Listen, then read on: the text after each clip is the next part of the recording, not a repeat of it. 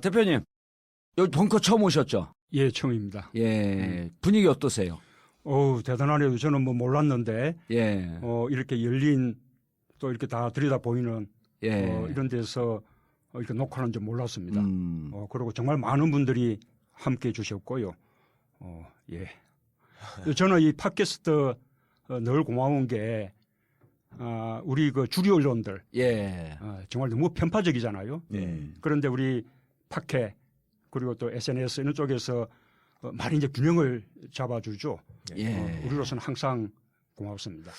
균형을 잡는 수준이 아니라 이제는 대표님 이번에 나오신 건 제가 보기에는 이제 저희가 조금 주제가 좋게 되면 한 320에서 350만. 대표님 나오신 건 한 500만 넘어가지 않을까 싶어요. 다운로드가. 그러면 이제 재밌는 게 이제 팟캐스트 듣는 분들은 제가 늘 강조하는데 이분들은 지식과 정보의 최종 소비자가 아니에요. 유통자들입니다. 그리고 적어도 듣는 거로 주위 한 10분 정도에게 충분히 설득할 수 있는. 전파한다. 예. 그러니까 500만 듣게 되면 5천만 다 들었는데 이번에 그러면은 한 대선을 바로 치르면 한 90%쯤 지지율이 나오지 않을까요? 그러네요. 아니 사실은 우리가 그 오프라인상의 그 언론을 보면 예. 너무 압도적이잖아요. 그러니까 우리가 뭐 도저히 상대가 안 될 것 같은데 예. 그러나 그런 가운데서도 우리가 공론 시장에서 밀리지 않는 게 저는 우리 뭐 팟캐, SNS 예. 그런 덕분이라고 봅니다. 아까 말씀하신 대로 그냥 듣는 데서 그치지 않고 전파하고 예. 설득해내고 예. 또 새끼까지 치죠. 그러니까 정말 전국구는 처음이신데 다른 팟캐스트 몇 번 나가셨잖아요. 진짜가 나타났다 나가셨고 제 기억에. 아, 그건 당이니까. 당 당. 공식 팟캐스트니까. 예. 옛날에 우리 또 뭐 또 우리 정의연 함께 하셨던 낙곰수. 예. 그 시절에 그때는 나가셨구나. 대표님 낙곰수는 이제 잊으세요. 이제 전국구 시대가 왔습니다. 전국구. 아니 그런데 이제 4월 13일에 이제 대표님도 잘 아시는 윈지 코리아 컨설팅 있잖아요. 제가 거기 그 주주입니다. 예, 지분을 갖고 있어요. 거의 제 회사나 다름없습니다. 그런데 이제 거기서 32곳 여론조사를 해서 우리가 전국구에서만 유일하게 과반 붕괴된다. 서로 비슷비슷하게 가고 차이가 크게 나지 않을 것이다. 그런데 모든 언론들이 165석에서 180석 예상을 했단 말이에요. 새누리당. 근데 이제 4월 13일 날 딱 끝나고 난 다음에 주류 언론들 내부에서 무척 반성이 컸어요. 그리고 그때부터 본격적으로 어떻게 팟캐스트 시장을 파고 들어올 거냐. 그러니까 보세요. 여기 예를 들어서 한 350, 400만 다운이라고 한다면 지금 조선 찍는 게 60만이라고 자기들이 얘기하고 있거든요. 근데 조선일보 부수가. 조선일보 하루 부수가. 예. 근데 우리는 하나의 주제를 350만, 400만이 듣는단 말이에요. 그럼 이 주제가 갖는 또 이 팟캐스트가 갖는 위력이라고 하는 게 비교가 안 되는 거죠. 60만 찍은 거 몇 명이나 볼 거예요. 예. 그래 그런 이 주류 언론의 영향력도 많이 이제 줄어들기도 했지만 지난번 총선 때 보면 그 언론 통해서 이렇게 발표됐던 여론조사. 예. 그 정말 엉터리였죠. 그럼요. 저는 뭐 예. 거의 뭐 선거 사기라고 생각해요. 예. 이제 대표님은 그 법률가니까 그렇게 점잖은 얘기인데 이죠. 예. 그런데 사실은 나는 그 우리가 지지 않으리라고 예. 자신했었어요. 그때 총선 때 예. 무슨 근거로? 지원 주세 하시면서 느끼신 거예요. 이게 결과를 보고 하는 이야기거니 할지 모르겠는데 아니 그렇게 믿지 않습니다. 예. 제가 그때 그 총선 결과를 놓고 제가 약속한 게 있어요. 예. 첫째는 새누리당 가반 의석을 반드시 막겠다. 예. 두 번째 우리 당 의석을 기존 의석보다 늘리겠다. 아. 세 번째가 우리 당 기필코 전국 정당 될 거다. 네. 다 맞았잖아요. 예. 예. 제가 뿐만 아니라 부산에서는 부산 시민들이 우리 당 5명 국회의원 뽑아주면 그렇죠. 예. 제가 신공항 꼭 해내겠다고 그랬더니 딱 5명 됐어. 그래서 거의 나도 우리 그 봉도사 예. 수준의 쪽집게로 예. 그렇게 맞췄습니다. 문도사. 예. 문도사가 걸어가는 걸 영어로 뭐라는 줄 아세요? 모르겠어요. 문워크. 예, 어쨌든 그때 참 그 영남 지역이나 충청 지역 이런 쪽의 변화 네. 그리고 우리 당이 전국 정당화된 것 이런 거 참 기적 같은 그런 일이었습니다. 그때 눈물 나는 감동이었죠 정말 그 부분은. 그 저의 뵈면은 마주 뵈니까 갑자기 생각나서 여쭤보고 싶은 게 생겼어요. 그 네팔 다녀오셨잖아요. 왜? 그때 가자마자 이거 안경 코가 빠져가지고 이렇게 난감해하는 거 제가 봤거든요. 난감하시는 거 어떻게 구하셨어요 이거? 그냥 하나 없이 그냥 끼고 다니셨어요? 이 양반은 별걸 다 하고 평상시에 저하고 있으면 문재인 엄청 까거든요. 이거 보니까 문과였었네. 아니 안경 쓰는 사람 그거 없으면 진짜 괴롭거든. 아니 그래서 그 카트만두에서 그 안경 코 네. 임시로 그렇게 땜질로 해서 쓰다가 지금 돌아와서 도로 또 여기 와서 제대로 했죠. 그러니까 완전히 수리하신 거죠? 예. 저는 그래서 휴지로 감고 다니셨나 어떻게 했나 싶더라고. 그런데 노무현 대통령과 함께 오래 계셨었잖아요. 예. 그리고 직접 정치 일선에 나서시진 않았지만 어쨌든 정치 그 또 노무현 대통령께서 보통 승부사예요. 그냥 항상 전면에서 싸우는 정치 그다음에 뚫고 나가는 정치 이런 걸 그 계속 보시면서 지냈는데 항상 이렇게 보면은 좀 그 사람들을 대할 때 기자들을 대할 때 공개석상에서 이렇게 보면 좀 수줍어 하시는 것 같아요.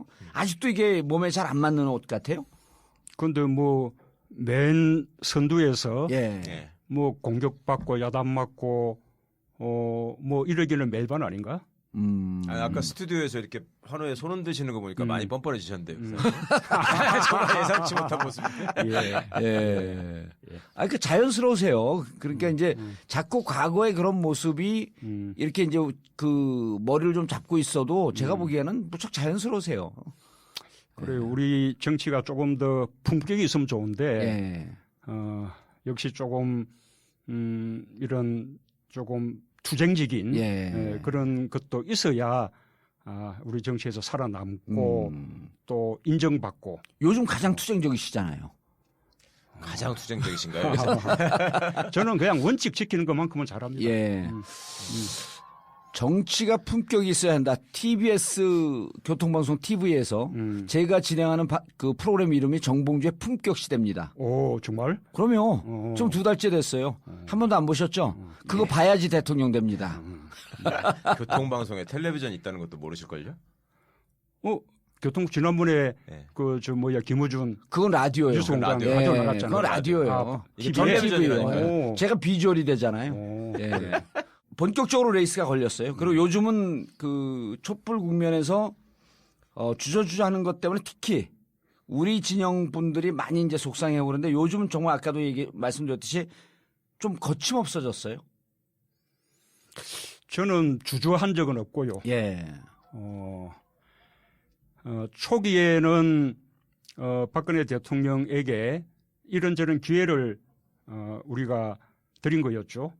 그런데 본인이 다 걷어찼죠. 예. 그러니 결국 원칙적인 길로 가게 된 것이었고 나는 처음부터 저를 비롯한 우리 야당 정치인들이 그냥 국민의 선두에 서서 대통령의 하야를 요구했었다면 이 촛불 정국이 잘못하면 정쟁처럼 되면서 예. 진정 논리에 갇힐 수가 있었다고 생각해요. 예. 그래서 그때 초기에 정치적인 해법을 제시하면서 그다음에 그 해법이 통하지 않는다는 것을 우리 시민들이 보면서 더 분노를 키우고 그리고 자발적으로 촛불을 들고 나서고 이런 전개 과정이 대단히 자연스러웠다고 생각합니다. 예. 지금도 우리 촛불 집회가 감동을 주는 것은 누군가가 이끄는 것이 아니라 정치하는 사람들이 선동해서 이렇게 나오는 것이 아니라 전부 자발적으로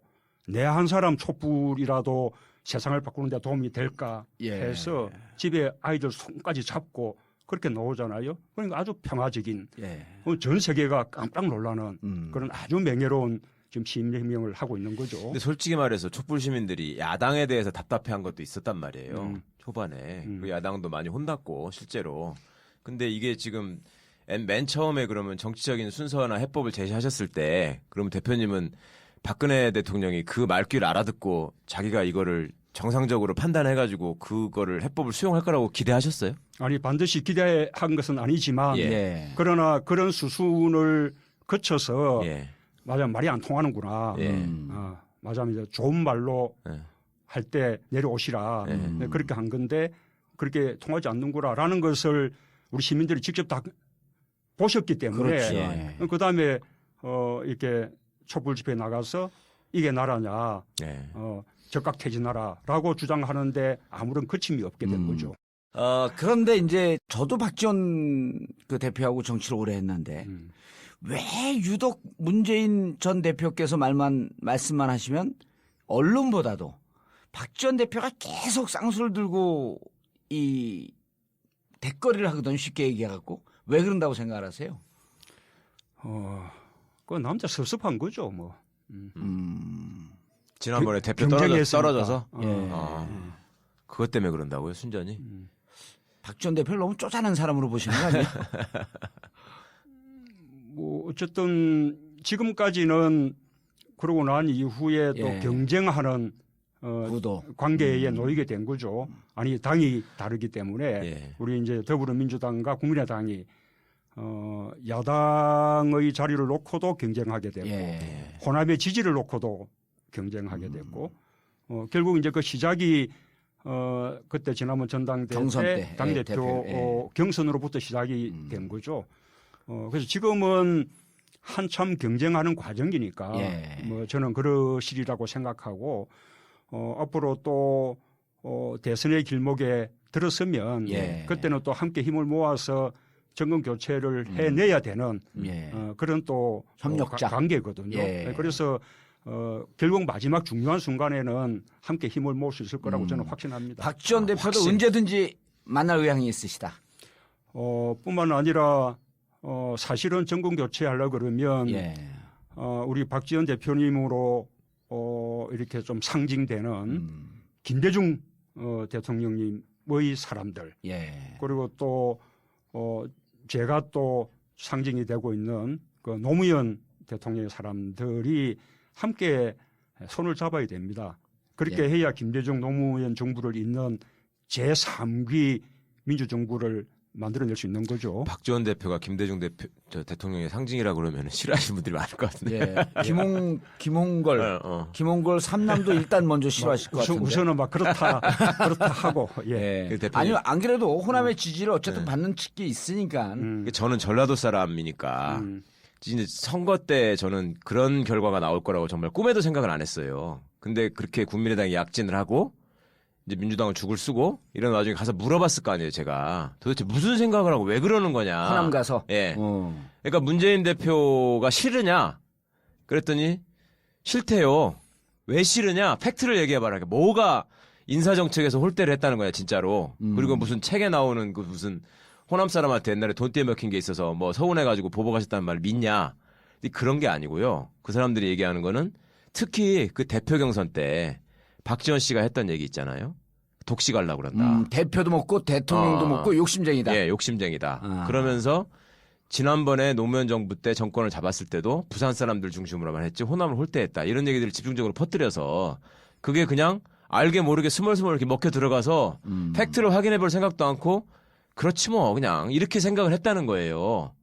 그러면은 그게 섭섭하지 않으세요? 그거 아셨을 거 아니에요. 그때 많이 다니시면서. 나는 그런 생각들이 충분히 이해가 갑니다. 예. 왜냐하면 우리는 이렇게 전국 정당화가 목표죠. 예. 네. 노무현 대통령도 그것이 평생의 꿈이었고, 예. 뭐 물론 김대중 대통령도 그럼요. 전국 정당화를 예. 위해서 온갖 노력을 하셨고, 그런데 이게 이제 전국 정당화라는 게 또 약간 다르게 표현하자면 우리 당의 호남 헤게모니를 좀 약화시키는 예. 거잖아요. 예.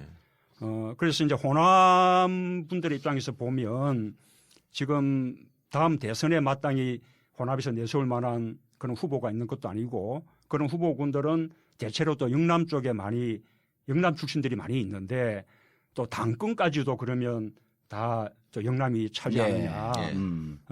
뭐 저는 그 심정이 이해가 갑니다. 처음에는 제가 당대권 불지라는 말이 무슨 이런 공학적인 주장이 다 있냐 그렇게 네. 생각했는데 시간이 지나면서 그 말에 대해서 공감하는 그 호남 분들의 심정이 저는 이해가 갔습니다. 그 쉽게 말해서 나눠 먹게 하자는 거였잖아요, 그때는.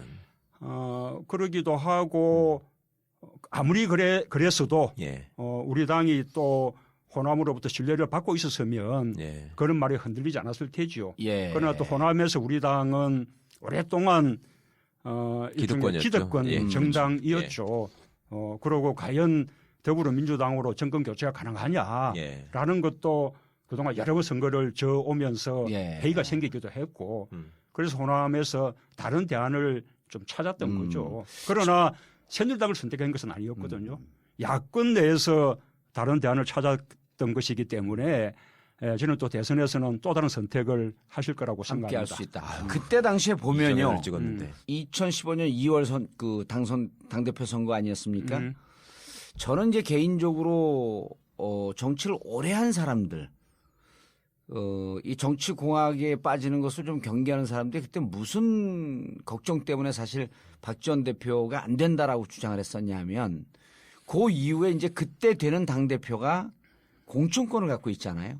그럼 그쪽에서 공천권을 갖게 되면 이게 2016년 총선에서 반드시 좋은 성과를 내야 되는데 분탕질 할 게 불을 보듯이 빤했었거든요. 그런 생각은 안 하셨나요? 왜 대표가 꼭 돼야 된다고 생각하셨어요? 이제 저는 그렇게 생각하지는 않고요. 예. 제가 이제 이 점이 박지원 대표님에게 아주 미안한 대목인데, 박지원 대표님은 오랫동안 당 대표를 꿈꾸셨거든요. 예. 네. 그런데 그때 전당대회가 결국은 총선을 또 앞두고 있고 이번 대선을 예. 또 좌우하게 되는 그런 그렇죠. 전당대회거든요. 그러니까 박지원 대표님 대단히 정치적으로 유능하고 또 김대중 대통령을 모시고 했던 분이지만 자꾸 우리 정치가 새로운 면모를 보여야 되는데 예. 그것은 그분의 생각하고는 무관하게 국민들이 볼 때는 그냥 옛날 정치로 보이지 않습니까? 예. 지금 한쪽에서는 자꾸 새 정치 하면서 이렇게 이 야당의 정치에 도전을 해오고 있는 마당인데 예. 그럼 우리도 새로운 면모를 보이려면 달라져야 되는 거죠. 예. 그래서 그때 당 대표를 이렇게 나선다는 게 저로서는 굉장히 위험 부담이 큰 일이었고 그것이 독배가 될 것이다. 그렇게 말도 하는 사람들이 많았었는데 저는 우리 당을 새롭게 혁신해 내지 못하면 정권 교체 희망 없다. 예. 그렇게 생각했던 거죠. 그때 총선에서 이제 국민의당이 거의 호남 싹쓸이를 했고요. 그리고 이제 지금도 더불어민주당과 국민의당 호남 지지가 엇비슷하게 나오니까 그러니까 이제 더불어민주당은 호남 지지가 많이 올라갔고 국민의당은 좀 빠진 거 아니에요? 그래도 어쨌든 더불어민주당은 호남의 전통적인 자기 고유의 지지층, 즉 집토끼가 있는데 호남에 대해서 뭐 특별한 전략이 있으신가요? 우선은 아까 그런 어려움을 겪긴 했지만 예. 그러나 지금 우리 당 바라보면 과거의 때보다 그래도 국민들로부터 지지받고 또 탄탄한 그런 정당이 되어 있는 것 아닙니까? 예. 저는 그것이 제가 당 대표를 했던 보람이라고 생각하고요. 호남은 여전히 우리 야당에게 중요하죠. 예. 대한민국 민주주의의 본산이기도 하고 또 우리 야당의 본산이기도 하고 그러니까 우리가 호남을 어떻게 공략한다 이런 표현들은 맞지 않고 예. 우리가 호남의 인정을 받고 지지를 받을 때는 노력을 우리가 더 열심히 해야죠. 또 한편으로는 더불어민주당이 결국 정권 교체의 중심이 될 수밖에 없구나. 예. 또 더불어민주당이 정권 교체 해내겠구나. 예. 이런 이제 신뢰를 주면 저는 또 호남에서도 또 우리 더불어민주당을 인정해 줄 것이라고. 그러니까 요즘 그렇게 점점점 인정들 해주고 계신다. 예. 그런 느낌을 갖습니다. 그러니까 이성적으로 뭔가 논리적으로 얘기하시는 분들은 그런 얘기를 하더라고요. 그러니까 결국 더불어민주당에서 대통령을 배출하고 정권을 담당할 것이라는 확신이 들면 호남은 올 것이다. 반드시 옛날로 예. 다시 돌아간다 하는 얘기를 하는데 결국은 이제 그런 믿음을 얼마큼 주느냐에 달린 것이고 또 그만큼의 책임이 또 그만큼 있으신 거죠. 계속 예. 앞서 달리시니까. 일각에서 문재인 그 전 대표께서 대선 레이스에 가면서 정치인들을 좀 갈라치게 하는 것 아니냐라고 하는 우려의 시각이 있어요. 뭐냐면 원로들을 좀 만나기를 싫어하고 좀 구정치인이라고 좀 이렇게 그 옆으로 치우는 거 아닌가 그런 지적들이 있거든요. 원로들을 좀 보세요. 그러면요. 예. 제가 뭐 원로들은 뭐 잘 모시려고 노력을 하죠. 지금 뭐 우리 김원기, 임채정 예. 우리 당 내에 원로 뭐 분들에게는 말할 것도 없고 뭐 국민의당으로 가신 원로 뭐 건노갑 고모님 이런 분들께도 인사는 드리고 있고요. 예. 제가 이제 여의도 정치의 어떤 뭡니까 방식 예. 그런 거 하고 조금 다를 수 있죠. 조금 그러나 그렇죠. 네, 다르시죠. 뭐 또 여의도 정치의 방식을 좀 벗어나야 된다고 생각하는 사람이기도 하고 예. 저는 우리 정치에서 여의도가 중심이긴 하지만 그러나 여의도보다는 저는 또 오히려 뭐 국민 속으로 또 국민들과 함께 그렇게 해야 된다고 생각하는 그런 사람이어서 예. 상대적으로 뭐 여의도 내의 스킨십 이런 부분들이 과거보다 못하다 그렇게 생각할 수는 있는데 그러나 뭐 마음은 예. 뭐 그렇지 않습니다. 예. 근데 국민과의 스킨십도 예를 들면 꼬마들 입장에서 저희 동네 꼬마들을 봐도 이렇게 대표님 사진을 보면은 굉장히 좋은 할아버지 같다라는 얘기를 해요. 4살, 3살짜리들이. 할아버지죠. 흰머리가 있으시니까. 당신도 애들한테는. 할아버지야 그럼? 나한테도 그럴 수 있지. 근데. 뭐 우리 정 의원도 뭐 만만치 않잖아 나이. 나이 많죠. 그리고 이렇게 또 현장에서 이렇게 사진 찍는 모습이라는 걸 보면은 손자 생각이 나서 그러신지 그 애들하고 사진 찍을 때 표정이 확실히 밝으세요. 그런 걸 느끼는데 일반 사람들은 문 대표님한테 접근하기가 예를 들면 노무현 대통령께서 갖고 계셨던 그 완전 서민적인 저 양반은 나하고 뒹굴 것 같다. 막걸리 먹고 저 양반은 뒹굴 것 같다. 이런 느낌은 좀 아니란 말이에요. 문 대표님은 뭔가 모르게 저 양반은 가서 잘못 말 걸으면은 상처받을 것 같기도 하고 내가 얘기했는데 맞장구 안 쳐줄 것 같고 이런 느낌이 있거든요. 그거는 인정 못 하시겠어요? 아니 그래도 좀 잘 안 맞아도 고발은 안 하잖아.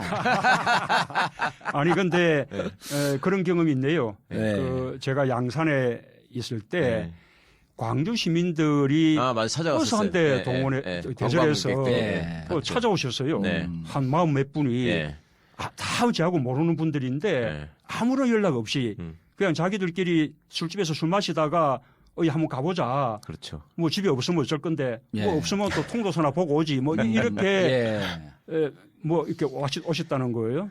그날 제가 마침 이제 성당에 미사 보러 갔다가 네. 조금 이제 마치고 돌아가 보니 이분들이 기다리다 못해 돌아가셨는데 그랬었죠. 대문에 스티커를 다 이렇게 붙여놨어요. 예. 각각이 이제 이런 덕담이든 또는 뭐 격려하는 말이든 이렇게 남겨놓고 가셨는데 그중에 한 분이 전화번호를 남겨놓으셨더라고요. 예. 그 전화를 거니까 통도사에 가 계신다는 거예요. 네. 그래서 제가 급히 차를 몰아서 통도사 한 1시간 걸리거든요. 예. 갔죠. 네. 그러니 이제 그분들은 제가 통사까지 차를 몰고 또 먹거라. 쫓아와 줬기 때문에 그분들 고마워하셨고 예. 저는 저대로 또 광주에서 멀리 오셨으니까 또 고맙고 네. 그래서 이제 대화를 나누는데 그분들이 그 말씀 하시더라고요. 우리가 아마 어디보다 호남 특히 광주에 많이 갔거든요. 예. 많은 자 노력을 했죠. 예. 그런데 우리 정치인들이 오는 방식이 그분들 마음에 와닿지 않는다는 겁니다. 그러니까 오면 5.18 참배하고 네. 또 뭐 행사 참석하고 시장에 한 군데 들리고 네. 뭐 또 당 관계자들 만나고 이렇게 하면 다녀가도 아주 좀 의례적이고 상투적인 거 이렇게 같고 막 이렇게 체온이 느껴지진 않는다. 예. 그래서 그분들 말씀은 그런 거 다 간두고 그냥 와서 우리 같은 보통 시민들 그냥 예. 만나. 소주 한 잔 먹고. 그래서 그래서 지난번에 한번 가서 또 그분들 광주 가서 예. 만나서 소주 한잔 했죠. 예. 대표님 술 세시죠? 뭐 몇 잔은 하죠. 제가 알기로는 말술로 알고 있는데 저는. 주량이 많지는 않은데 예. 다만 이제 실수 안 하려고. 그래서 그것 이제 때문에 실수해보셨어요, 그럼 옛날에? 보이는 자리에서는 거의 실수하지 않죠. 예전에 사모님한테 제가 여쭤봤었거든요. 아. 대표님 술 안 드시냐고? 그랬더니 소주 반 병에 한 개라고 딱 그러셨는데 그만큼만 딱 드신다고. 제가 알기로는 그것보다 좀 많이 드시는데 제가 이 말씀 왜 여쭤보냐 하면 지금 우리 그 이제 곧 그 피의자 박근혜 대통령 그분이 좀 이렇게 국민들하고 따로 노는 거 같거든요. 그리고 무슨 절대적인 결함이 없는. 근데 이제 21세기 리더십은 자기 결함을 대중들에게 꺼내놓고 내가 이렇게 결함이 많은 사람이니 여러분들이 함께 내 결함을 좀 치유하면서 좀 새로운 세상을 만들어 나가자. 이런 리더십이 좀 있을 텐데 후보님과 대표님 같은 경우도 좀 실수 안 하는 완벽한 모습을 보여주려고 하는 이런 게 기자들 눈에는 조금 먼 분 아닌가 이런 지적들을 해요. 좀 술 먹고 실수하시면 어때요? 실수하기 싫어요? 아니 뭐 제가 이제 옛날에 젊을 때 술 예. 마시고 실수 많이 했죠. 아, 그래요? 진짜요? 그럼요. 뭐 술 취해서 길바닥에서 자기도 하고. 내일 조중동 기사 나왔네.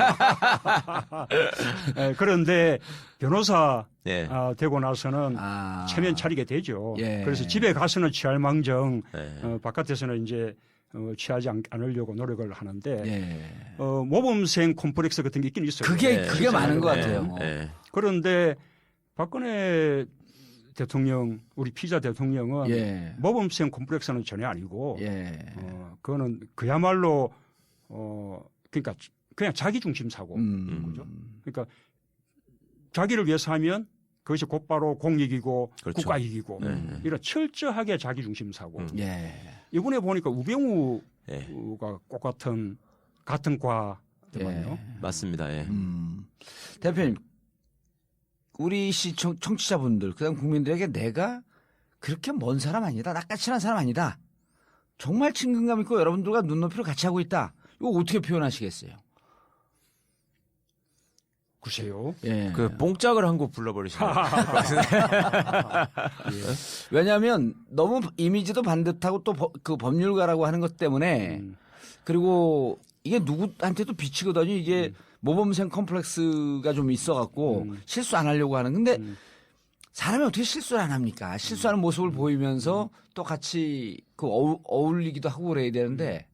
아니 그게 그 장단점이 있는 거예요. 우선은 원칙을 지켜 나간다는 것은 너무나 중요하죠. 그렇죠. 지금 뭐 박근혜 최순실 게이트도 결국 원칙 무너지고 상식 무너지고 하니까 이런 일이 생기는 거 아닙니까? 그러니까 우리가 세상이 뒤집어져도 지켜야 되는 원칙은 반드시 지켜야 되는 것이고 그와 별개로 좀 더 이제 인간적이면 좋겠다는 거죠.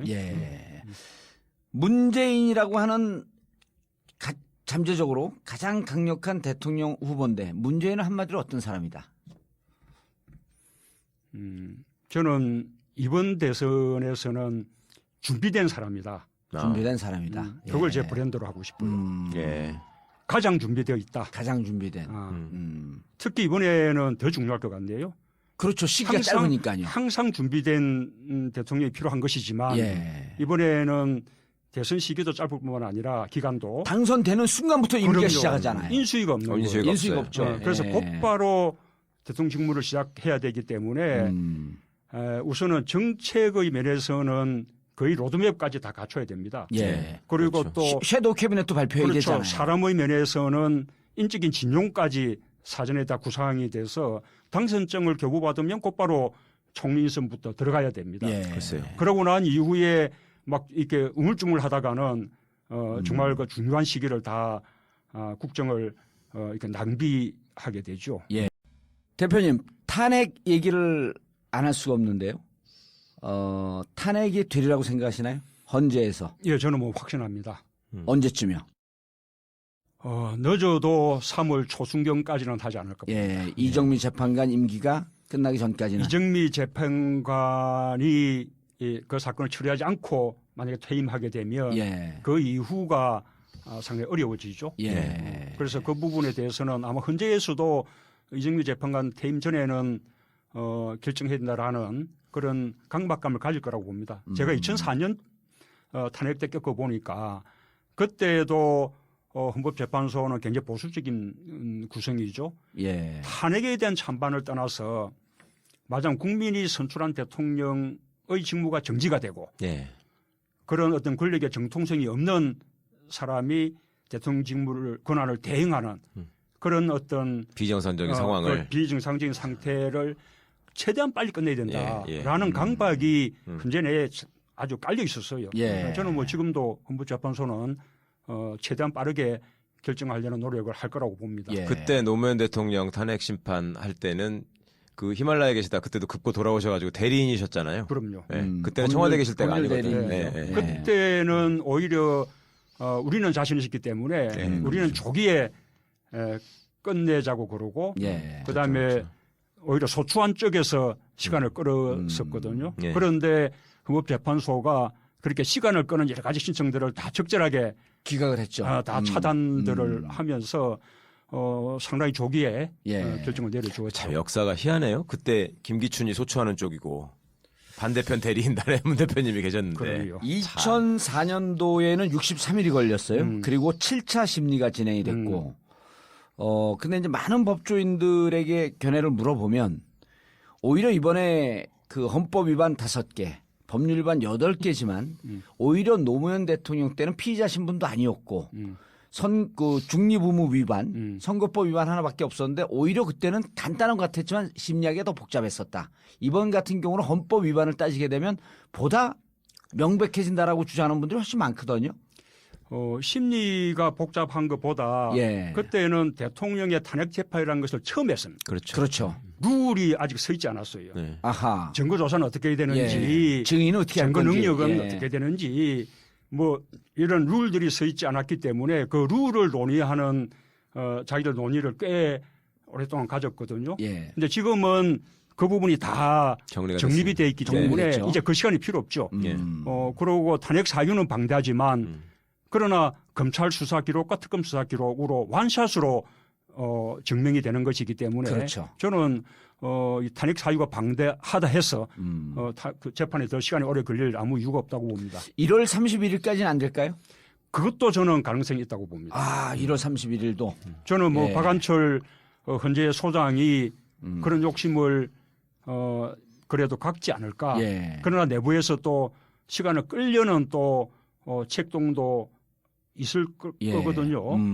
그래서 그거를 이제 돌파해낼 수 있을까. 여기 우리 최강욱 변호사가 멋진 말을 했어요. 메뚜기도 한철인데 박한철 소장은 이 한철을 잘 이용할 것이다. 법률가라면 예. 이거 이런 사건 자기가 하고 싶잖아요. 하고 싶죠. 결정하고 싶죠. 우리도 예. 우리 법률가들 예. 그 욕심 아니겠어요? 전 법률가가 아니어도 욕심이 나요. 대신에 예. 또 온몸으로 깨친 민주 변호사네.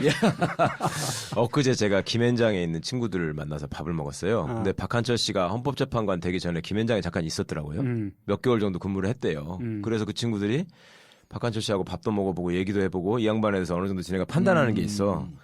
그래서 그 양반이 어떻게 생각할 것 같냐 그랬더니 지들은 100% 그 양반을 임기 안에 끝내고 싶어 할 거다. 1월 31일. 네. 아. 그 사람이 굉장히 하고 싶어 할 거다. 예. 근데 이제 물리적으로 불가능하다면 모를까 그 얘기를 하더라고요. 그러니까 자기가 역사상 부정부패한 대통령, 헌법을 위반한 대통령을 친 예. 최고의 검사. 그리고 스스로 자기한테 어떤 그 기존의 검사한테 씌워져 있던 무슨 정치 검사, 예. 그다음에 뭐 그 이상한 짓 하는 검사 뭐 이런 이미지를 되게 싫어한대요. 본인은 그렇게 안 씌워지기를 바란대. 아, 난 정치검사 아니다. 네. 허허. 그래서 나는 굉장히 반듯하고 바른 사람이다라는 거를 보여주고 싶어 한대요. 그러니까 그런 성격이. 아니 내가 보면 이건 명예훼손도 아닌데 난 그분이 반듯한 사람으로 보이는 게 머리가 없는데 어떤 사람 가발을 쓰고 다니는데 이분은 그냥 다니잖아요. 정의 본 사람이에요. 속이고 싶지가 않은 거지 자기 자신을. 어쨌든 헌법재판소가 대통령을 탄핵하는 결정을 내린다라는 예. 것은 거의 뭐 100년에 한 번 그럼요. 예. 있을까 말까한 앞으로도 없겠죠 그런, 이제. 예, 그런 계획이 없어야죠. 없어야죠. 없어야죠. 예, 이번이 마지막이야죠. 그래서 1월 31일까지도 그것도 가능성이 있다고 있겠다. 본다. 예. 지금 서두른 거 보면 뭔가 하고는 싶어해요. 엄청 서둘러요 지금. 그렇게 서두는 것이 당연한 것입니다. 왜냐면 그렇죠. 국정 중단이 오래되고 있잖아요. 이 국정의 공백이나 혼란을 최소화해야 되는 것이기 그럼요. 때문에 그래서 헌법재판소는 최대한 빨리 결정 내리고 예. 또 헌법도 그다음 대통령 선거를 60일 내에 빠르게 끝내도록 하고 규정한 게 예. 곧바로 이게 바로 국정 공백 혼란을 최소화하자는 것이거든요. 한 방송에서 60일이 너무 짧은 거 아니냐. 탄핵이 가결되면 60일 안에 선거로 치르게 되어 있는 헌법 규정인데 60일이 너무 짧은 거 아니냐라고 여러 차례 질문했는데 그때는 좀 왜 그렇게 망설였어요? 제가 좀 더듬었는데 예, 저한테 좀 맞아. 원포인트 과외를 좀 듣고 가시지. 내가 가장 앞서 가는 거 아니냐. 그렇게 되면 맞으면 당신이 문재인이 가장 유리하지 않냐. 예. 이 점이 제가 자꾸 이제 걸렸던 건데 그러나 이제는 그런 계산은 필요 없다고 생각해요. 이것은 헌법이 정한 절차. 예. 아니 헌법학자들이 그리고 오랜 유구한 헌법의 역사를 두고 60일을 맞는 건 이 시기가 어느 대통령이 또다시 나와야 된다라고 하는 절박성도 있겠지만 헌정 중단이나 혼란은 최소화할 수 있는 나름대로 계산된 시간 아니에요? 그 얘기를 왜 그때 안 하셨어요? 그때는 질문이 이 사임하고 탄핵을 함께 물은 거예요. 그러니까 탄핵의 경우는 일체 여지가 없는 것이지만 예. 예를 들면 사임의 경우에는 사임 시기를 조정하는 방식이 있을 수가 있는 거죠. 아하. 탄핵을 바로 물어본 게 아니고. 예. 그리고 이제 아까 원칙을 중시한다. 그렇게 말씀하셨는데 요즘 저희가 보기에는 저는 개인적으로 속이 시원한데 조중동은 이제 이것도 먹잇감을 찾았다라고 하면서 신이 났어요. 그 친구들도. 탄핵이 안 되면 이제는 혁명이다. 그 발언하셨고 만약 대통령 당선되면 북한을 먼저 가겠다. 이 두 가지를 갖고 이제 이른바 종북 프레임을 걸어갖고 좀 밀고 들어왔는데 무슨 뜻으로 하신 거예요? 일단 국민들은 이미 박근혜 대통령을 탄핵했죠. 탄핵했죠. 뭐 대통령으로 인정하지 않는 거죠. 맞으면 대통령에 대한 신임을 철회한 겁니다. 네. 헌법재판소나 국회는 뭐 따로 있는 것이 아닙니다. 예. 결국은 대의민주주의 제도화에서 국민들의 뜻을 대리하는 도구거든요. 그러면 국민들 뜻을 받드는 거죠. 국민들은 압도적으로 탄핵했는데 헌법재판소는 다른 결정을 내린다? 예. 생각할 수가 없죠. 예. 근데 만약에 그런 결과가 생긴다면 저는 뭐 그런 결과가 있을 거라고 생각하지 않지만 예. 그래도 만에 하나 생긴다면 그것은 맞으면 국민들의 뜻을 제도적으로 관철할 수 있는 그런 길이 봉쇄된다는 것이거든요. 예. 그럼 국민들은 분노하겠죠. 예. 그러면 국민들은 직접 아마 저항권을 행사하는 그런 식의 상황이 될 수밖에 없는 거죠. 예. 그럼 그때는 우리 뭐 정치인들이 나서서 수습한다고 수습이 되지 않는 그런 상황이 될 수 있다라는 제가 객관적인 그냥 예측을 한 것이고. 그거를 혁명이라고 표현을 하셨는데 그걸 가지고 투집을 잡는단 말이죠.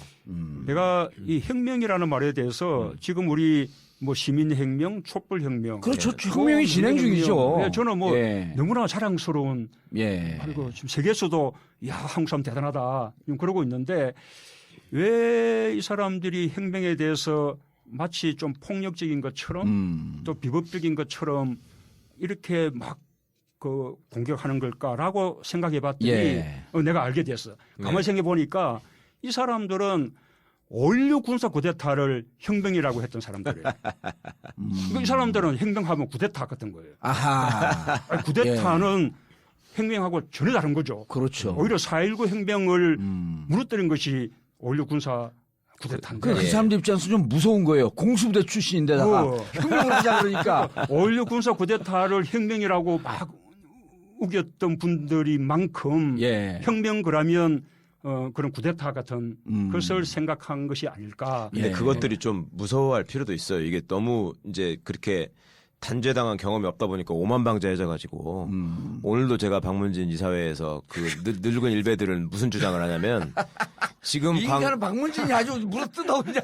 지금 광장에 나와 있는 촛불 시민들이 저기 예전에 광우병 사태 때 MBC에 속아가지고 촛불을 들었던 사람들하고 본질적으로 똑같다는 거예요.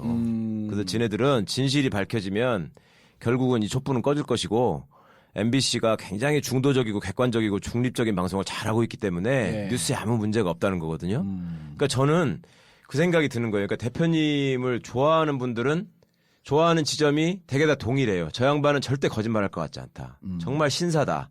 정말 좋은 사람이다. 이런 얘기를 하는데 대표님의 약점을 얘기하는 사람들도 똑같아요. 불만을 얘기하는 사람들은. 그러니까 소위 고구마 사이다 논쟁이 있고 이재명 시장이 갑자기 확 지지를 얻고 했던 부분이 대표님의 부족한 부분 때문에 사람들이 돌아서거나 아니면 그 없는 부분을 채워주는 사람한테 열광한 면이 있단 말이에요. 근데 그게 그거란 말입니다. 그러니까 지금 시대는 국민들이 단지 대통령의 하야로 탄핵으로 이게 끝날 상황이 아니고 그간에 쌓여있던 대한민국의 적폐가 정말 이번 기회에 좀 다 털어지고 정말 새로운 나라로 새로 만들어졌으면 좋겠다는 생각을 하는데 문재인 대표님은 아무리 생각해봐도 세종 스타일이지 태종 스타일이 아니다. 우리는 지금 태종이 필요한 거 아니냐. 저 양반은 태평성대에 오셔가지고 뭔가를 시스템에 의해서 정말 바른 마음으로 올바르게 사심없이 하실 분이라는 걸 인정하는데 태종처럼 정말 마음을 먹고 나한테 좀 무슨 아픔이 있거나 손해가 오더라도 확 쓸어버리는 이게 징계할 건 가능하겠냐. 징계하고 예. 처단할 건 처단을 하고 이거를 심지어요. 자칭 자기가 꼴통이라고 주장하는 육사 출신의 고급 군인 한 사람이 저한테 그런 얘기를 한 적이 있었어요. 자기가 그런데요. 예. 사실은 진짜 혁명을 한 사람은 세종이죠. 예. 네. 태종은 쿠데타를 했고요. 아. 자, 어쨌든 방금 아까 우리 이재명 시장하고 네. 이제 고구마 사이다. 네. 그거 뭐 저는 뭐 재밌는 예. 이야기였다 생각하고 뭐 고구마 사이다 또 함께하면 좋죠. 예. 뭐 동치미 국물 있으면 또 더 좋고. 네. 우리 이번에 우리 그 후보 주자들이 저는 굉장히 자랑스러워요. 예. 아, 저희도 그렇습니다. 다 그거는. 좋잖아요. 예, 나는 그럼요. 예. 이분들하고 경쟁하는 것만 해도 우리 정치가 한 단계 발전한 거라 생각해요. 예. 맞으면 이제 그 구정치 음. 이로부터 조금 흘러내려서 예. 새로운 정치 일을 하는 사람들끼리 경쟁을 하게 된 거죠. 예. 그게 이제 발전 아닙니까? 그래서 우리는 뭐 당연히 치열하게 경쟁하겠지만 그 경쟁의 끝은 협력으로 끝을 내고 그래서 함께 힘을 모아서 정권 교체하고 예. 또 함께 힘을 모아서 국정 운영도 함께 힘을 모아서 하고 또 뭐 그러면 또 다음에 또 정권 재창출도 또 함께 힘을 모아서 하고 예. 우리가 5년 뭐 10년 만에 세상 못 바꾸잖아요. 예. 좀 우리가 길게 이렇게 세상을 바꿔 나가는 일들을 함께 할 수 있을 거라고 그렇게 생각합니다. 그 아까 이 뭐야 북한 먼저 예. 그거 이야기를 꼭 해야 되는데 예. 그거를 이야기하자면 이런 거죠. 미국은 어찌 보면 우리의 오랜 친구, 예. 친한 친구예요. 북한은 우리의 협상 대상이죠. 그래서 만약에 북한하고 만나서 북핵 문제를 해결할 수 있다면 그리고 또 남북 관계를 과거에 있었던 역대 남북 정상 간의 합의 사항을 다 다시 실천하는 그런 정도로 남북 관계를 복원시켜낼 수 있다면 그러면 친구한테 충분히 의논하고 또 친구 도움도 받으면서 북한을 방문하는 것이 맞는 거죠. 예. 그런데 그것을 마치 그런 질문도 그렇고 그 질문에 대한 답변도 그렇고 마치 그것이 중국인 양. 사상 검증이라도 예. 되는 양 그런 데서도 미국을 선택하는 것이 옳은 것이냐 그런 것이야말로 정말 뭐죠 좀 도식적이다. 이해할 수 없는 거죠. 예. 사실은 애자네요. 네. 그것들이 네. 보기에 얼마나 뭘 프레임을 씌우고 싶은데 지네는 군대도 안 갔다 왔는데 이 양반은 특전사 출신이고 뭘 할 게 없는 거야. 그러니까 끼케야 한다는 말이 왜 뻑하면 북한을 좋은 것처럼 얘기하냐 막 이런 식으로 한번 물고 늘어져 보려고 하는데 예. 이제 시민들이 그 수준은 넘어선 것 같아요. 이미 이제 예, 그 꼼수는 다 본 것 같고. 방금 조금 전에 이제 최 변호사도 그 질문을 했는데 계속 이제 나오는 질문 중에 하나가 8주 동안 진행된 촛불 국면에서 지지율이 올라가지 않고 20% 초반에서 머물러 있었고 반면에 이제 이재명 성남시장은 급상승했고 10대 후반까지 갔었는데 저는 이제 그 여론조사를 같이 분석을 하면서 20%는 있지만 그 내부의 그 구성이 상당히 많이 바뀌었다. 그게 이제 보이거든요. 그럼 이제 그러니까 그 정체성을 분명히 하는 강성 지지자들이 많이 다른 쪽으로 빠져나갔단 말이에요. 그 이제 그러면서 최근에 발언이 조금 더 선명해지고 그러면서 이제 다시 그분들이 돌아오는 형국이니까 이제 지지율이 올라가고 있는데 여전히 과제는 아까 이제 호남 얘기했듯이 도대체 우리 야권의 진보 진영의 전통적인 이 집토끼들을 좀 제대로 잡고 그분들이 섭섭해갖고 나가면서 얘기하는 게 영향을 많이 주는데 이 집토끼들을 도대체 어떻게 잡을 거냐? 그래도 어쨌든 지지도가 가장 그래도 앞서가고 있고 또 뭐 조금씩 또 오르고 있고 그래서 정말 국민들께 고마운 예. 그런 마음이죠. 이제 더 이제 노력해야 되는 거고요. 나는 내 개인 지지도보다 우리 당의 지지도, 그다음에 또 우리 당 대선 후보 전체의 지지도가 높아지고 있다는 게 그게 훨씬 더 고무적이다. 고무적이고 좋은 일이라 생각해요. 그런 거 생각하면 이재명 시장의 활약, 그것은 대단히 좋은 거죠. 안희정 지사도 이제 좀 올라가고 있어요. 물론이죠. 안희정 지사 다들 우리 당의 지지도를 높이는 역할을 하기도 하고 우리 전체 파이를 키우는 겁니다. 그리고 우리가 키워놓은 파이는 나중에 누군가가 선출되는 후보를 다 지지하게 될 거기 때문에 좋은 일이죠. 저는 뭐 집토끼 산토끼에 대한 전략이 뭐 따로 있다고 생각하지 않습니다. 그래도 지금보다 조금 더 선명한 정치적 입장을 가져가실 생각은 없으신가요? 그렇게도 해야 되지만 또 한편으로 확장도 해야죠. 그런데 저는 그 확장의 방법이라는 것이 무슨 정책을 우크리가 한다거나 무슨 말을 그냥 애매하게 한다거나 그건 아니죠. 그런 것이 확장의 방법이라고 생각하지 않습니다. 확장의 방법은 자기 정체성을 분명히 해서 뿌리를 깊이 내리면 가지가 넓게 펼쳐지는 거예요. 그런 것이고 그다음에 또 확장의 모습은 결국은 사람을 통해서 보여주는 거죠.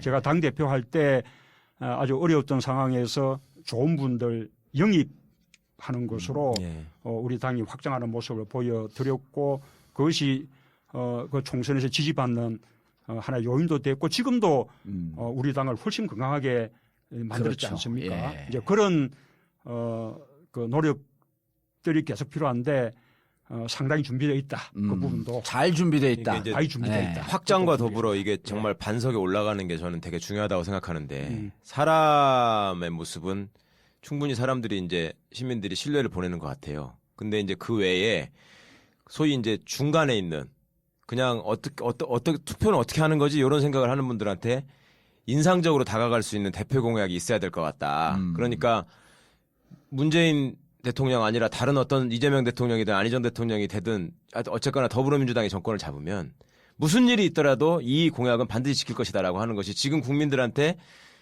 머릿속에 그래도 떠오르는 거는 검찰개혁은 확실히 할 것 같다. 이거는 보장하실 수 있는 거잖아요. 그 외에 또 뭐가 있을까요?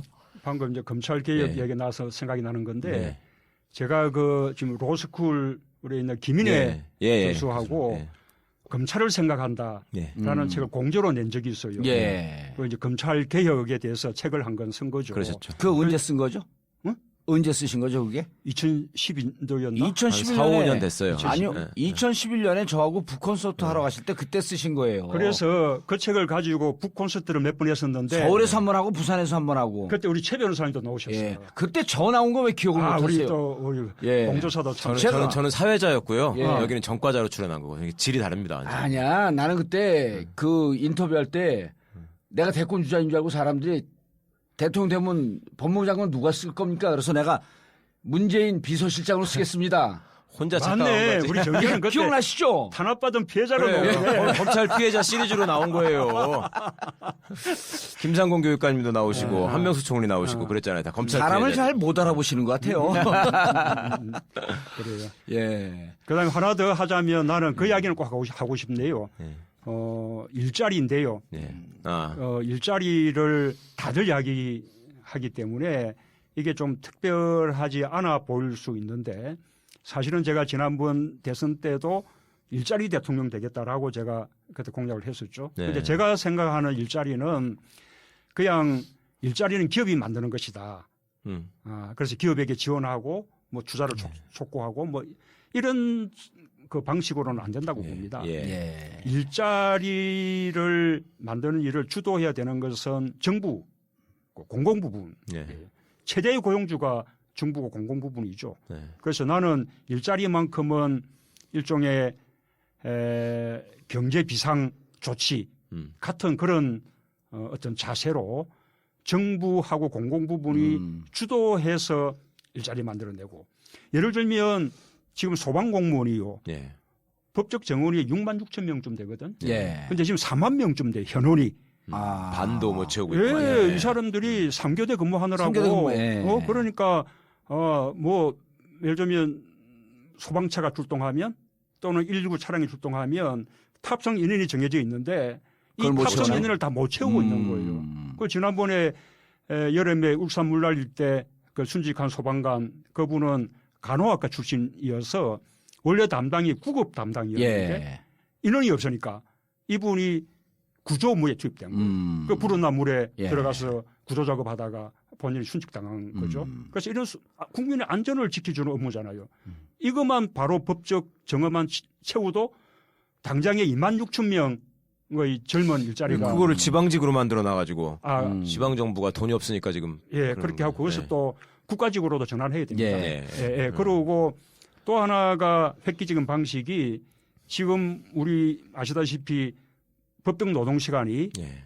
연장 노동을 포함해서 주 52시간이거든요. 예. 그런데 그동안 노동부가 엉터리 유권 해석을 통해서 토요일, 일요일 주말에 근로는 별개인 것처럼 예. 그렇게 해가지고 주 68시간까지 노동할 수 있는 것으로 그렇게 맞으면 맞지 않는 해석을 예. 해왔거든요. 이것을 법에 정한 대로 주 52시간 노동 시간만 지켜내면 순식간에 그거 하나만 가지고도 한 70만 개 일자리가 일자리가 알겠습니다. 생겨납니다. 예. 그러면 정말로 뭐 노동자들도 저녁 있는 삶을 가지게 되고 또 아버지도 육아에 거들게 되면 출산도 더 예. 쉽게 할 수 있게 돼서 저출산 문제도 해결이 되고 우리 사회의 삶의 질이 굉장히 좋아지게 되는 거죠. 알겠습니다. 지금 촛불 민심 중에 하나가요.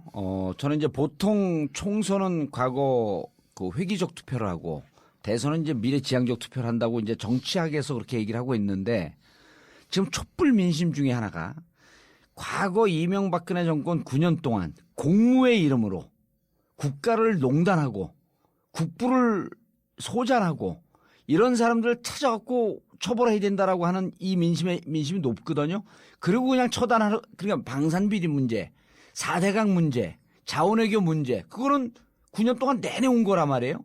공무의 이름으로 그분들에 대한 철저한 심판 그리고 요즘 한 발 더 나가서 이제 부역자라고 표현하는데 그분들이 그렇게 해서 취했던 재산에 대해서 국가가 환수할 수 있는 강력한 의지를 가져야 된다. 어떻게 생각하세요? 예, 공감합니다. 공감할 뿐만 아니라 저도 이미 그런 말을 여러 차례 하셨죠. 했죠. 예, 그래서 그것을 대청소라는 그 표현을 쓰고 있는데 예. 이런 대청소 위에서만 새로운 대한민국의 건설이 가능한 거죠. 예. 이런 청산의 작업 없이 새로운 나라 건설한다는 것은 그는 뭐 사상누각과 같은 거예요. 그래서 대청소의 방법은 책임 물삼 책임 묻고 예. 그다음에 부당하게 축제한 재산들 그것은 또 국가가 환수하고 이런 것은 반드시 필요하다고 예. 봅니다. 그 대표님 그 사람에 대한 믿음이나 사람을 잘 써야 되겠다라는 자신이나 플랜은 있으세요? 저는 그러니까 참여정부에 대해서 제가 개인적으로 가진 가장 큰 불만은 우리가 인재풀이 적다. 지금 그다음에 뭐 그 개혁이라고 하는 것이 한순간에 이루어지지 않는다. 뭐 이런 얘기 때문에 이 사람 저 사람 좌고우면 하면서 썼다가 거의 다 배신했지 않습니까 지금? 그때 당시에 노무현 대통령의 어떤 지명을 받고 또 거기서 크고 거기서 역량을 발휘할 장을 펼쳐줬던 사람들이 돌아와서 다 딴짓하고 있단 말이에요. 아, 뭐 멀리 그러니까, 봐 기름 작업만 봐도 그렇지. 그렇죠. 그러니까 이번에 우리 저 안희정 지사가 당신은 정치할 만한 그 염치가 되는 사람이 아니다. 어떻게 한번 바로 와가지고 참배부터 할 줄 알았더니 그걸 안 하느냐라는 말씀을 해가지고 굉장히 그게 반향했었죠. 예. 묵직하게 와 닿았는데, 그러니까 그때 당시에 청와대에 근무하면서 나름 자기가 굉장히 개혁적이라고 생각하는 사람들 중에는 저한테 개인적으로 내가 당시에 봤던 문재인 실장이나 문재인 수석은 개혁주의자가 아니었다 이렇게 얘기를 해요. 그 양반은 항상 온건하고 토론을 통한 합리적인 시스템으로 가야 되는 것이지 사람이라는 걸 기본적으로 그렇게 뭐 한순간에 판단하거나 평가해서는 안 된다 이런 입장을 갖고 계셨다. 근데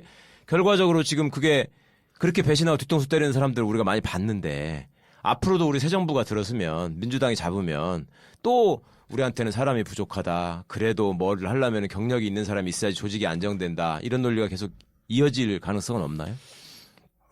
우선은 우리가 두 번의 정부를 경험했기 때문에 네. 이제는 맨파워 면에서 우리가 전혀 밀리지 않습니다. 네. 이제 과거에는 우리가 사회 분야 쪽은 맨파워가 풍부했었는데 네.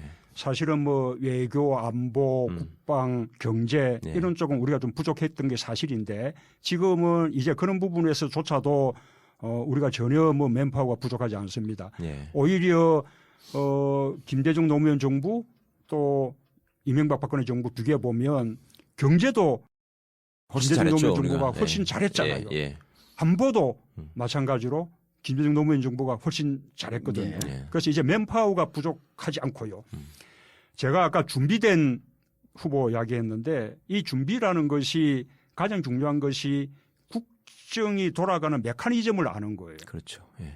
그러니까 관료들이 어떻게 움직이고 무슨 생각을 움직이고 하고. 예. 어떻게 뭐 대통령이 주재하는 회의에서는 그렇죠. 대통령이 앞에서는. 하자는 아젠다 예. 계획에 대해서 다 찬성하고 오히려 그 계획 방안을 뭐 보고까지 해 올리고 하지만 어떻게 돌아서서는 그렇죠. 교묘하게 예. 그 계획을 무력화시키고 예. 자기들 이익을 관철해 나가느냐 이 메커니즘들을 알지 못하면 딱 관료들에게 얹히기 이 십상인 거죠. 예. 아마 그 나는 처음에 초기에 박근혜 대통령도 지난번 대선 때 했었던 뭐 경제민주화 이런 공약들 다 거의 다 말아먹었잖아요. 그런 것들이 저는 전부 다 경제 관료들에게 다 맞으면 얹혔기 때문에 그렇을 거라고 저는 생각을 합니다. 예. 이제 그런 것을 꿰뚫어 볼 수 있어야 돼요. 예. 나는 이제 그런 메커니즘을 충분히 보았죠. 그건 이제 자신이 생기셨어요? 네. 그럼 예전처럼 법무부 장관 이쪽 시켰다 왔다 갔다 하고 이렇게 해서 검찰개혁 물 건너가고 이런 일은 없겠네요, 이제. 예, 뭐, 그 당시에 그 이게 법무부 장관을 검찰 출신을 했다 안 했다. 예. 그것이 자체가 문제는 아니고 예. 왜냐하면 비검찰 출신의 경우에는 검찰을 장악하는 데 좀 한계가 있었어요. 네. 그러니까 이렇게 개혁을 하려 그러면 검찰까지도 참여시켜서 자생적으로 개혁이 되게끔 해야 되는데 비검찰 출신들은 검찰들하고 겉도는 거예요. 예. 그렇죠. 예, 그래서 좀 개혁을 깊숙하게 이렇게 파고들어서 하게 하는데 좀 한계가 있었고 또 그것이 답답해서 존경받는 검찰 선배 출신으로 하면 이 사람은 검찰 마인드가 강해서 그렇죠. 또 개혁 마인드 자체가 부족. 자기 제 식구 감싸기 예, 쪽으로 예, 가고. 그래서 이제 한 번 이렇게 교대로 이렇게 이제 하게 됐던 그러니까, 건데 예. 저는 그 시도가 문제였던 것이 아니라 우리가 말하자면 정치 검찰을 없애고 예. 검찰의 정치적 중립성, 독립성을 제대로 이렇게 굳혀 나가려면 먼저 있어야 되는 것이 그 앞에 있었던 정치 검찰 행태에 대한 청산. 그렇죠.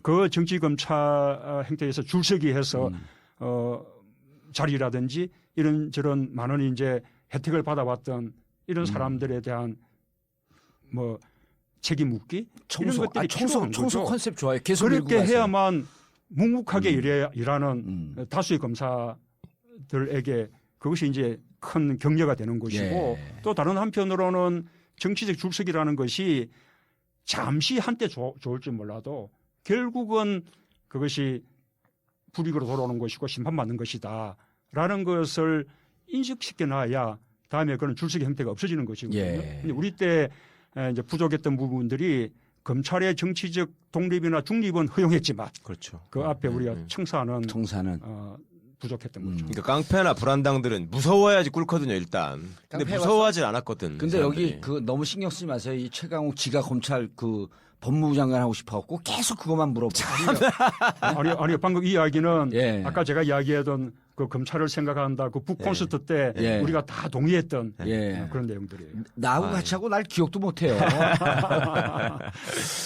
대표님, 어쨌든 이제 대선 시기에는 빨라졌습니다. 그 가능성이 무척 높아졌죠. 그리고 1월 31일이라고 한다면 3월 말까지는 대선을 치러야 돼요. 3월 초라고 한다면 5월 10일까지는 대선을 치러야 되고 바로 누구든 당선되자마자 이제 임기가 시작되는 거 아니에요. 인수위원회도 없이. 그 캐비넷 어떠한 내각을 구성하겠다라고 하는 것도 발표하고 그래야 되는데 당내 경선이 더 신경 쓰이세요? 아니면 본선이 신경 쓰이세요?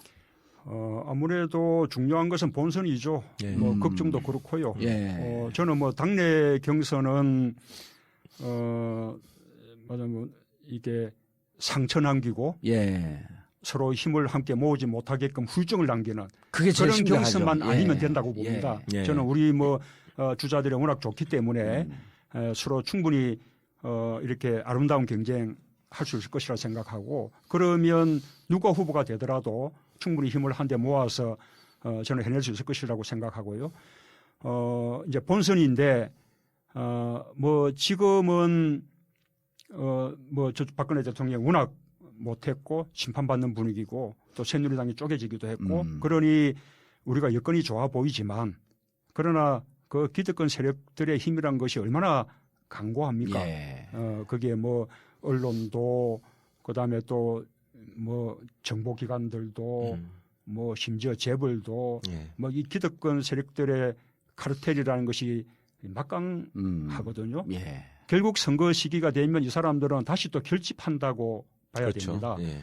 그리고 지금도 우리가 박근혜 대통령의 즉각 퇴진을 요구하고 그것을 계기로 삼아서 구시대를 대청산하고 새로운 대한민국 건설해야 된다라는 촛불 민심이 아주 도도하긴 하지만 현실적으로 좀 이루어진 것은 박근혜 대통령이 헌법 탄핵 재판을 받게 되고 직무가 정지된 것 예. 외에는 지금 사실상 아무것도 달라진 것이 없어요. 그렇습니다. 거꾸로 지금 예. 촛불 민심을 막 거스르려는 네. 그런 식의 시도들이 막 그냥 여기저기서 지금 행해지고 있지 않습니까? 그럼요. 예. 다시 이것이 뭐 보수 네. 진보의 진영 논리로 바꾸려고 하는 식의 그 움직임도 있고 이제 이런 걸 생각하면 우리가 본선에 대해서는 정말 있는 힘을 다 해야죠. 예. 우리가 조금이라도 낙관적으로 생각한다거나 쉽게 생각하면 큰일 예. 날 거라고. 그런데 지금 그 대표님의 이런 그 낙관적인 기대와는 달리 이미 우리 진영 내부에서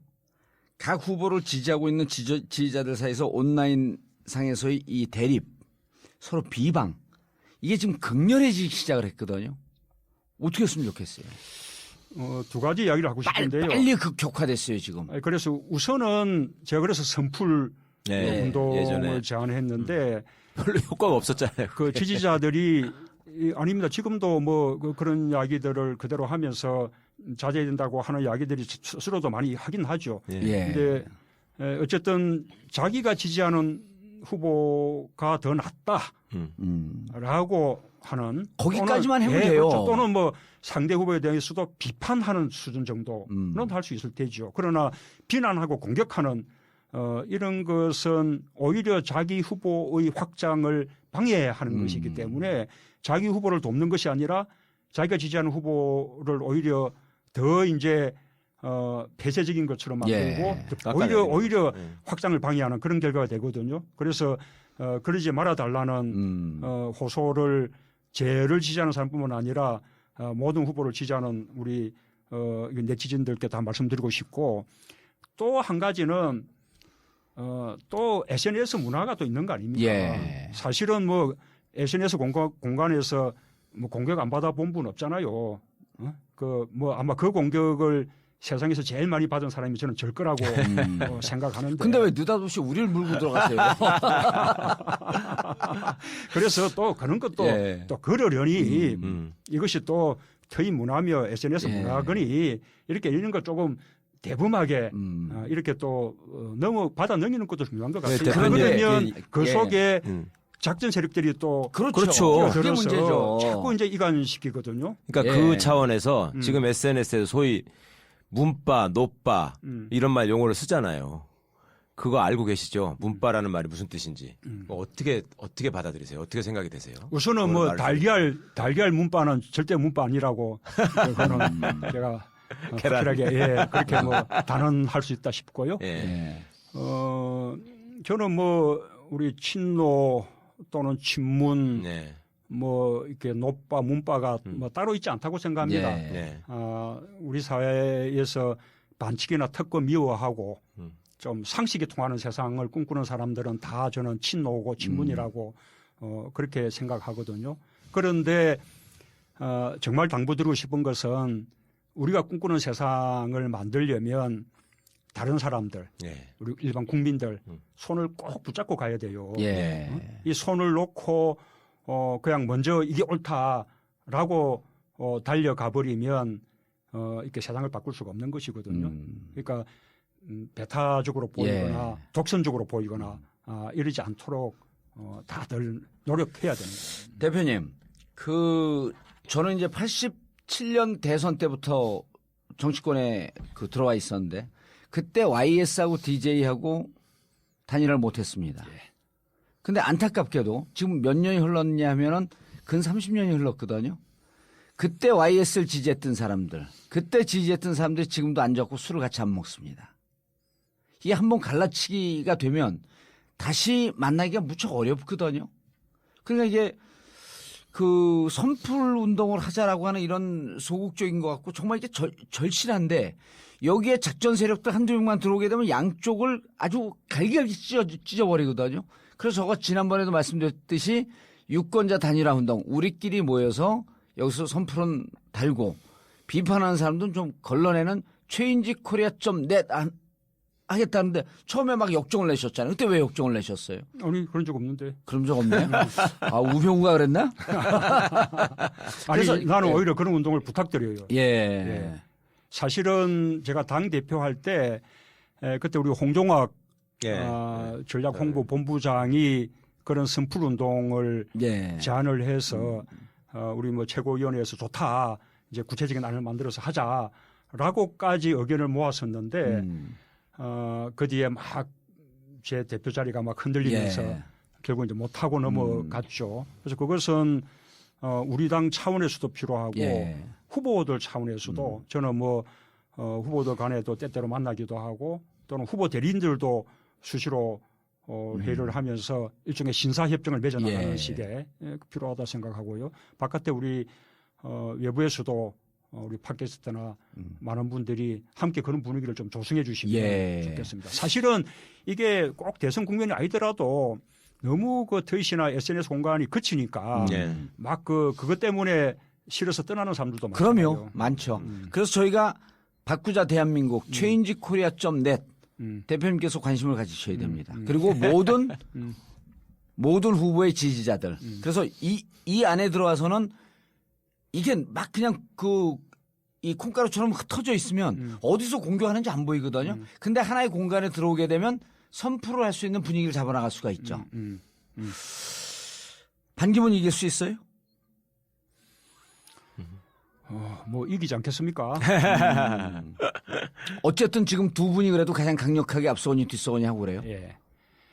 우선은 뭐 그분이 대단하죠. 우리 한국이 배출한 유엔 사무총장이니까 그런 면에서 이제 신화 같은 그런 존재일 수 있는데 지금은 이제 그것보다 어쨌든 우리 국민들이 정말로 구시대 적폐에 대한 확실한 청산들 그리고 또 새로운 대한민국을 건설하자는 그게 이제 민심인데 그러면 이 바꾸고자 하는 절박함 같은 게 있어야죠. 이제 그런 면에서 제가 훨씬 낫지 않을까. 오히려 예 그렇게 생각합니다. 장어구이 좋아하세요? 예, 뭐. 부산의 장어 유명하잖아요. 예. 장어 구이에는요 참기름을 많이 칠하면 맛있습니다. 아니 스스로 불살르겠다고 하니까. 장어 구이 한다고? 우리 탄장어 안 먹는다 그래. 마지막으로요 두 가지 부탁을 드리고 싶은데 좀 간단하게 어떤 나라를 좀 만들고 싶다. 내가 대통령이 되려고 하는 이유는 정말 이런 나라가 좀 돼야 되지 않겠냐라고 하는 것 하나 하고 12월 9일 날 탄핵안이 가결됐을 때 가장 슬프게 울었던 분들이 세월호 가족들이에요.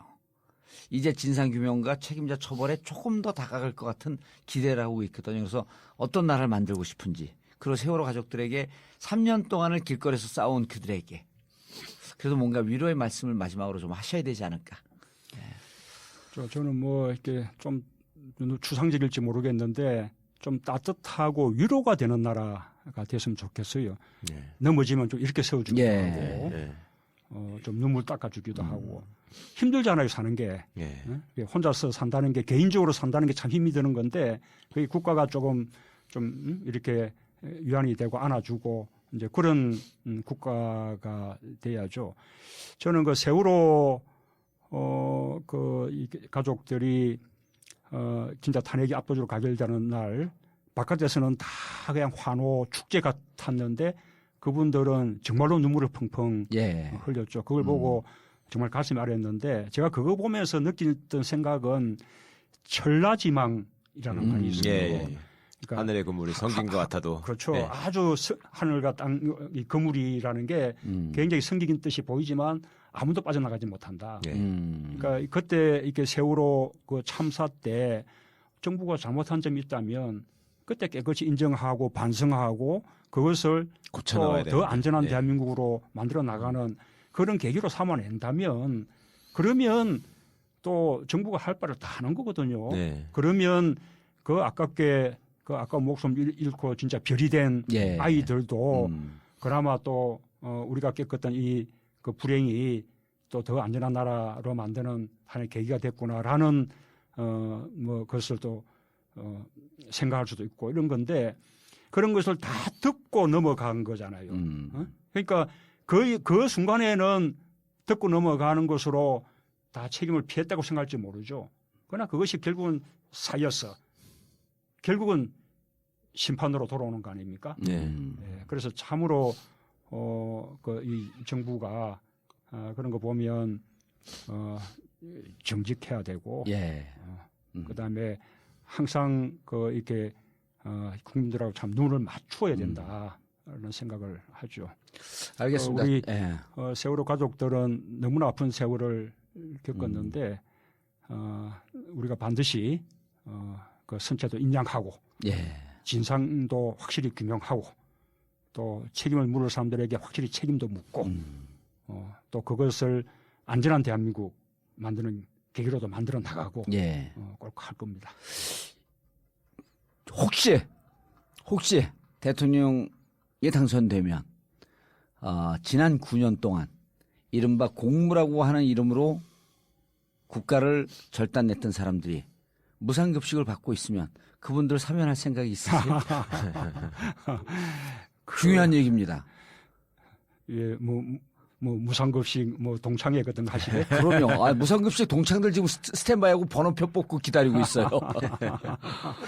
예, 실제로 그런 이렇게 고위 공직자, 예. 권력자 그리고 또 재벌 네. 이런 분들이 우선 처벌도 가볍고. 없는 사람들보다는 훨씬 가볍게 받고 예. 예. 그래서 좀처럼 실형받지 않죠. 네. 만큼 막 엄청난 죄를 저질러도 다 집행유예로 빠져나가고 또 그나마 또 조금 지나면 사면 네. 복권되고 이제 못하게 해야 되죠.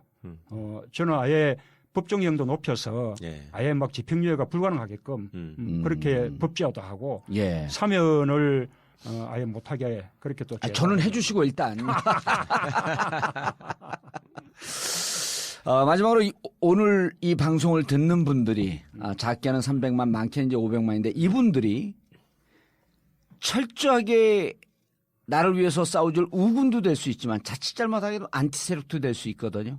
이분들에게 나는 앞으로 어떻게 준비해서 어떻게 나가겠다. 마지막 말씀드리고 끝내겠습니다. 아직 우리가 세상을 바꾸지 못했거든요. 예. 그래서 세상을 바꾸려면 정말 촛불이 지치지 않아야 되는 거죠. 네. 끈질기게 네. 세상이 바뀌는 마지막 그 순간까지 촛불을 드려야 한다고 생각합니다. 예. 그렇게 당부 드리고 싶고 저는 늘 그 촛불 민심 속에서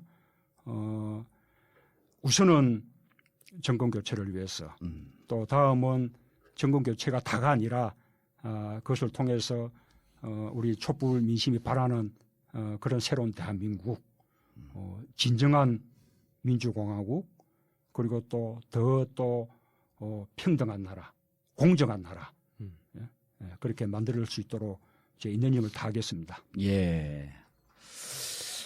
문재인 전 대표님 모시고 말씀드렸는데 처음에 저희가 섭외했을 때 많이 우려를 하셨습니다. 그리고 본인이 말을 잘 못한다. 그런데 오늘 말씀을 들어봤더니 못하는 게 아니라 너무나 잘하십니다. 앞으로 판단은 시청